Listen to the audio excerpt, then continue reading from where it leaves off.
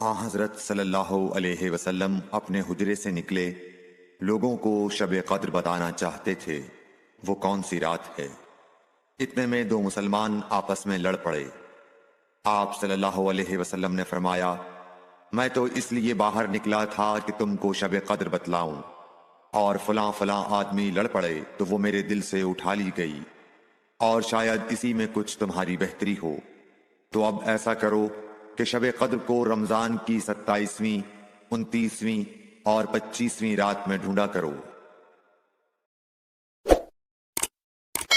Like, share and subscribe for more videos.